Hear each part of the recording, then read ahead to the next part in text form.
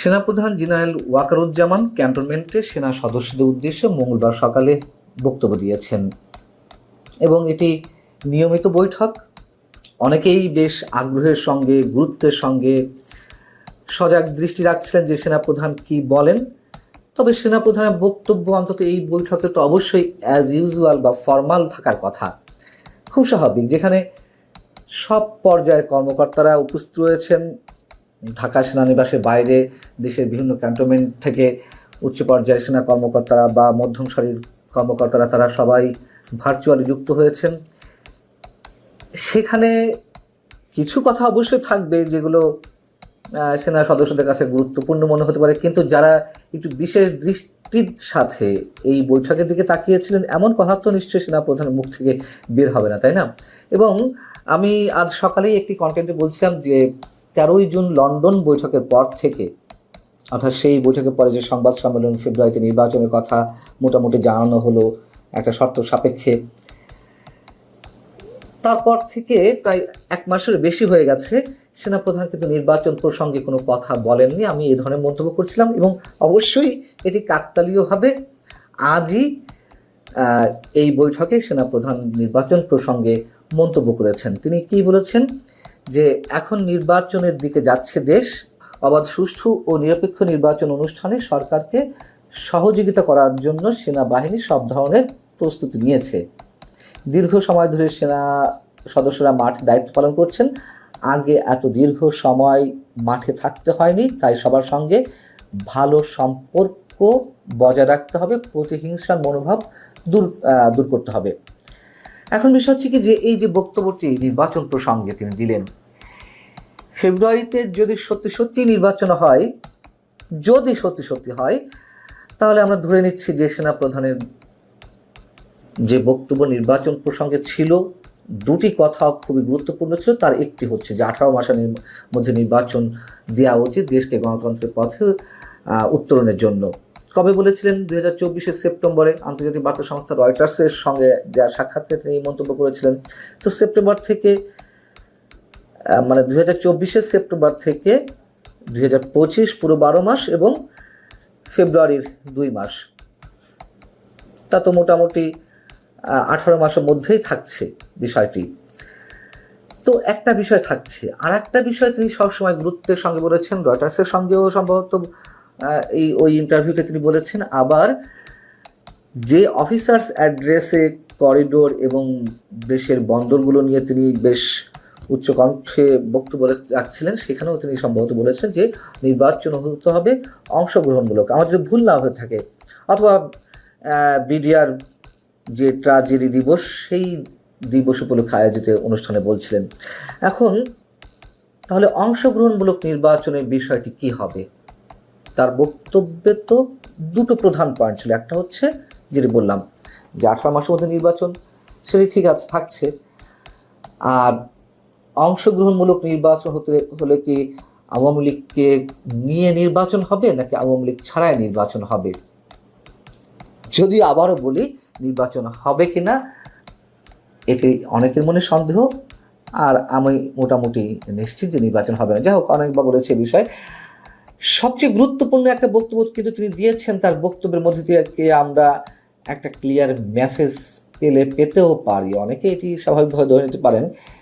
তিনি বলছেন দেশের মানুষ এখন সেনা সদস্যদের দিকে তাকিয়ে আছেন।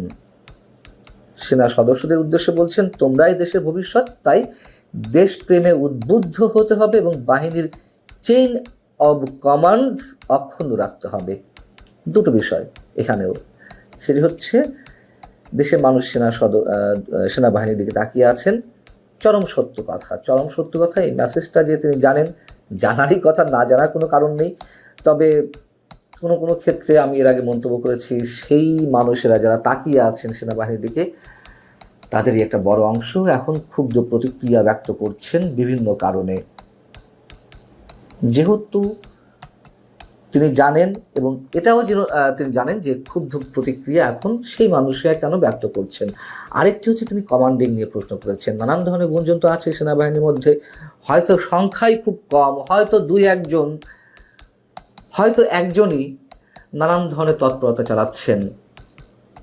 সেনাবাহিনীকে অস্থিতিশীল করতে, সেনাবাহিনীর উপরে মধ্যে বিশেষ একটি মানসিকতার সম্পন্ন গোষ্ঠীর তৎপরতা চালাতে, এ ধরনের গুঞ্জন তো আছে।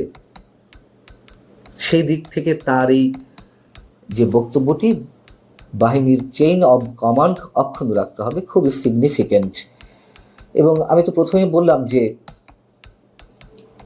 যেহেতু একটি ফর্মাল বৈঠক, সব পর্যায়ের কর্মকর্তা রয়েছেন, তিনি নিশ্চয়ই এখানে সব ধরনের মন্তব্য করবেন না। এখন তিনি কি বলবেন যে আমি নির্বাচনের সহযোগিতা করব না? আমরা ধরে নিচ্ছি যে অবশ্যই সেনাবাহিনী সহযোগিতা করবে, কিন্তু যদি এই ধরনের কোনো মানসিকতা থেকে থাকে কারণ, তারা তো আর প্রকাশ্য বলবেন না।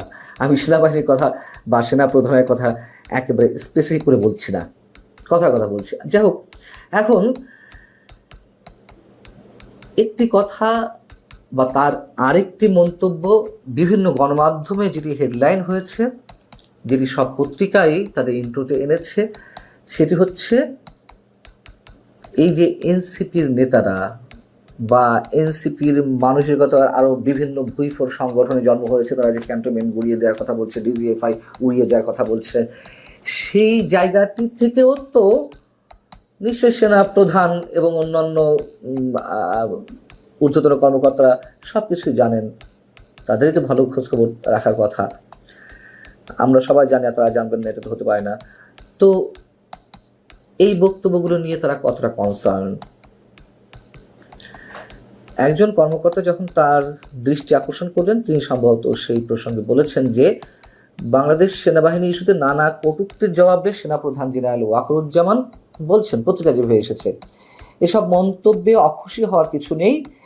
যারা এসব করছে তাদের বয়স কম, তারা আমাদের সন্তানের বয়সী, তারা বড় হলে নিজেদের ভুল বুঝতে পারবে, তখন নিজেরাই লজ্জিত হবে। এটা সেনাপ্রধানের উদারতার পরিচয় হতে পারে, তার যে ব্রড মাইন্ড, তার বহিঃপ্রকাশ ঘটতে পারে। কিন্তু এই বক্তব্যে অনেকে আপত্তি জানাচ্ছেন, আপত্তি তুলছেন যে এত কিছু পরে সেনাপ্রধানের এত উদার হয়তো না হলেও চলতে পারত। তার কারণ এই মন্তব্যগুলো, আমি যেমন আমার কথা বলি যে আমি বলছি না যে কেউ কোনো মন্তব্য করলে তার উপরে ঝাঁপিয়ে পড়তে হবে, কিন্তু টু মাচ, অনেক বেশি হয়ে যাচ্ছে। এবং অনেকের ধারণা সেনাবাহিনী এইগুলোর কোনোটি ন্যূনতম কোনো জবাব না দেওয়ার কারণে এগুলো আরও বাড়ছে। রাস্তার ন্যাংটো পোলাপানো এখন সেনাবাহিনী সম্পর্কে নানান ধরনের অশালীন বক্তব্য, নোংরা মন্তব্য তারা করেই যাচ্ছে, হুমকি ধামকি, হুঁশিয়ারি, অশ্লীল শব্দ প্রয়োগ। এগুলো সেনাপ্রধান যতই উদারতার পরিচয় দেন না কেন, তিনি তার জায়গা থেকে দিতেই পারেন, তার জায়গাটি এমনই যে উদারতার কথা তিনি বলবেন।